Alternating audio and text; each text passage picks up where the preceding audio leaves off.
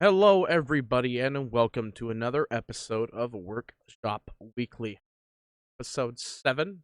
Still in the quarantine, everybody, so sure you stay tight and warm. We're ever edging closer to the end of the 2020 spring item date, meaning soon enough, the Battle Pass may be announced. I'm not 100% sure when the Battle Pass will be announced because, again, I don't work for Valve, but I'm a big avid fan of liking the Battle Pass and owning a Battle Pass. So I think Valve will do something, but it might be a very unique Battle Pass this year. But whether or not that is the case, there are still sets to talk about, and whether or not they're super cool, super awesome, or need some work, I'm here to talk about them one way or another. So our first set, by the way, there are 3 sets, and one extra special thing that'll be at the end, which is still considered a review.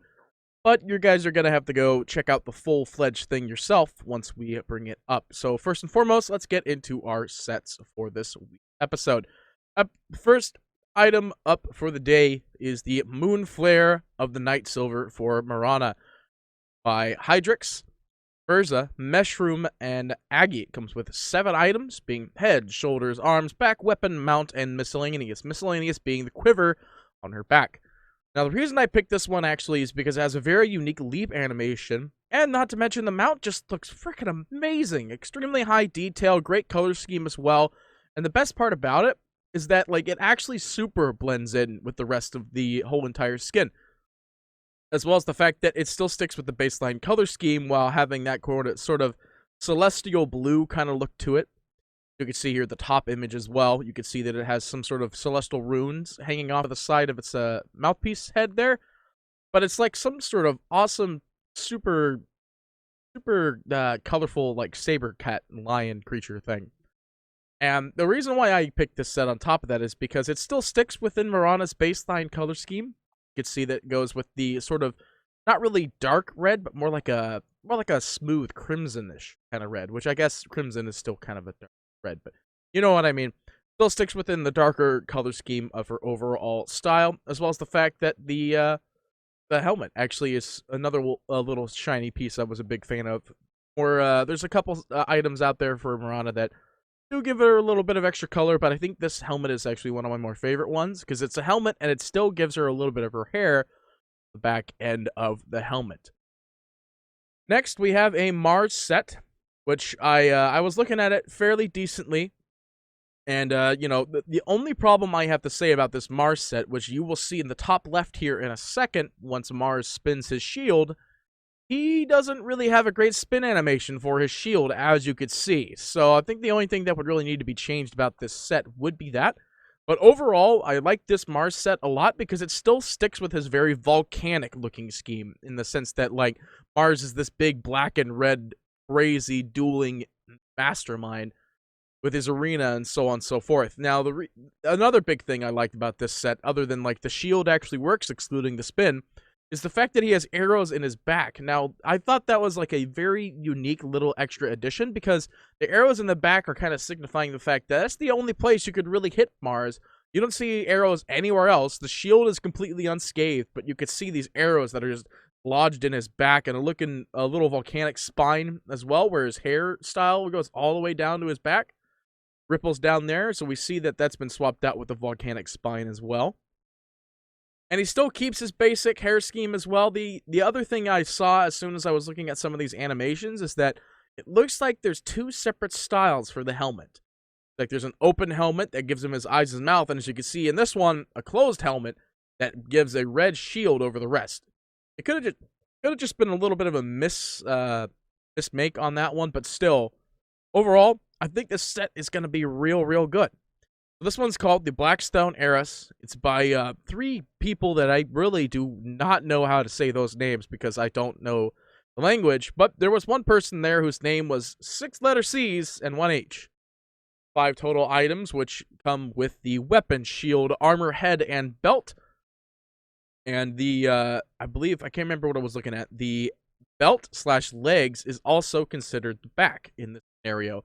The armor is actually just the front piece and the shoulder pads. The shield is the big shield, and the weapon is, of course, the big weapon. Next, we have a set, Gyrocopter, Believe it or not, he's actually got some sets floating around here. I saw this one on a quick picket. It is called the Grandpa's Fire-Breathing Jetrod by, you guessed it, DNADota, Pero, Zeifod, and Kaloyan / DNADota as well. So this bad boy comes with 6 items, being the loading screen, the wings, the head, the back, the miscellaneous, and the offhand, which offhand is the rocket, as you can see in the bottom, or actually more the middle bottom image here being the offhand. The reason why I picked this set actually is because this suits Grandpa Gyrocopter pretty darn well, because it's a nice classic looking car. Sure, it is a little bit of a different color scheme in comparison to most of the Gyro sets, where we see either the Beekeeper set or the old Woodman set or the Pirate guy. God, the old Woodman set's actually probably one of the weirdest ones I've ever seen. Just literally everything made out of wood. But the reason I picked this one is because it's an old-timey car. Who doesn't want a cool-looking old-timey car in here? I mean, it's Dota 2. We've got some crazy sets coming out in Dota 2 now, and I think that this one will definitely fit the part, but this one still works, like, extremely well. And I'm a huge fan of how good it looks, how smooth it runs. Look at me, talking like I know about cars by saying how smooth it runs. And last but certainly not least, in this episode, we actually have a music pack that is by Shaman, or aka Alexandr Bobkov. Now, I do have a big old message here.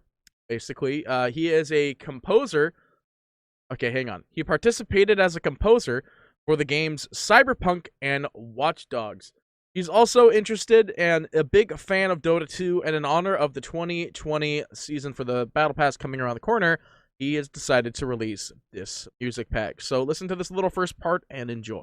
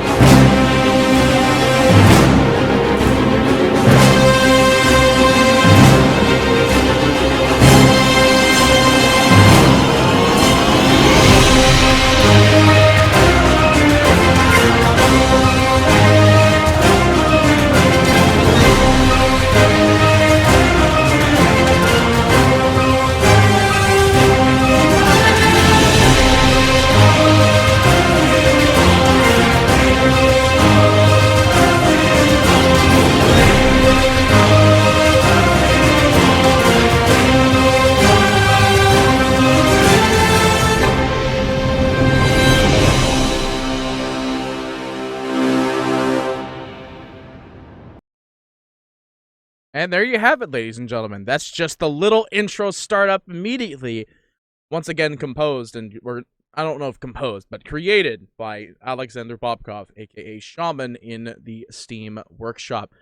So with that being said, ladies and gentlemen, that will also be the end of the episode, but make sure you go into the Dota 2 Workshop and upvote everything that you want to see in this Battle Pass coming up around next season here. We are, again, like I said, approaching the soon end of the acceptance items for Spring 2020, if we haven't already.